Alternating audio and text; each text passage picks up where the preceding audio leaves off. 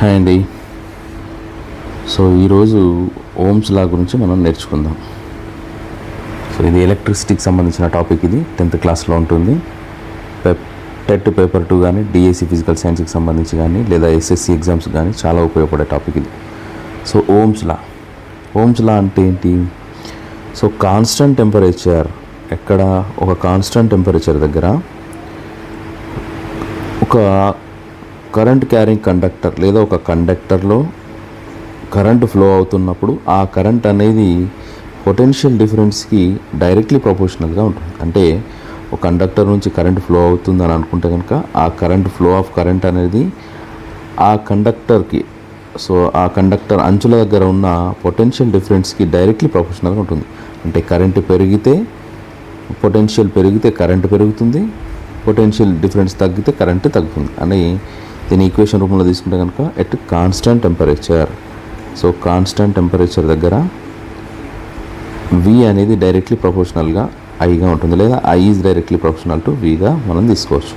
So ఇక్కడ expression తీసుకుంటే కనుక V is directly proportional to I అంటున్నాం, V is equal to IR అవుతుంది.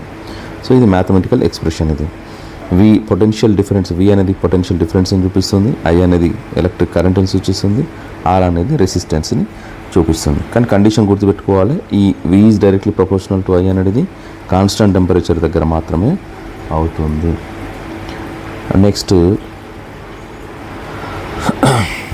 సో ఇది గ్రాఫికల్ రిప్రజెంటేషన్ తీసుకుంటే కనుక దీని నుంచి చూడండి, ఈక్వేషన్ నుంచి R ఈజ్ ఈక్వల్ టు మనం V/Iగా తీసుకుంటాం. అంటే ఇది ఒక కాన్స్టాంట్గా ఉండాలి. R is equal to V/I అనేది కాన్స్టాంట్గా ఉంటుంది. కాబట్టి మనకు ఒక గ్రాఫ్ వోల్టేజ్కి తర్వాత కరెంట్కి మనం గ్రాఫ్ ఇస్తే కనుక మనకు వచ్చే లైన్ అనేది స్ట్రెయిట్ లైన్ వస్తుంది ఇలా. ఓకేనా? సో ఇది ఈ ఆర్ని మనం ఏంటి ప్రపోర్షనల్ కాన్స్టెంట్ అని అంటున్నాం. సో ప్రపోర్షనల్ కాన్స్టెంట్ దీన్ని రెసిస్టెన్స్గా డిఫైన్ చేస్తాం. ఏంటి అది? రెసిస్టెన్స్. సో రెసిస్టెన్స్కి SI యూనిట్స్ ఏంటి అని అంటే ohms. So 1 ohm is equal to, దీన్ని సింబాలిక్గా ఇలా ఇండికేట్ చేస్తాం, ఓమ్స్. ఓకే, ఇది symbolic. So 1 ohm is equal to 1 volt by 1 ampere. చూడండి, వోల్ట్ అనేది ఎక్కడి నుంచి వచ్చింది? పొటెన్షియల్ డిఫరెన్స్కి యూనిట్స్ అది. యాంపియర్ అనేది కరెంట్కి units. So 1 ohm is equal to 1 volt by 1 ampere. So summary మళ్ళీ ఒకసారి చూడండి. At constant temperature current is directly proportional to the potential difference across the conductor. ఇది ఓమ్స్ లా అని ఇండికేట్ చేస్తుంది. సో మనకు మ్యాథమెటికల్ ఎక్స్ప్రెషన్ తీసుకుంటే కనుక V is directly proportional to I, V is equal to IR.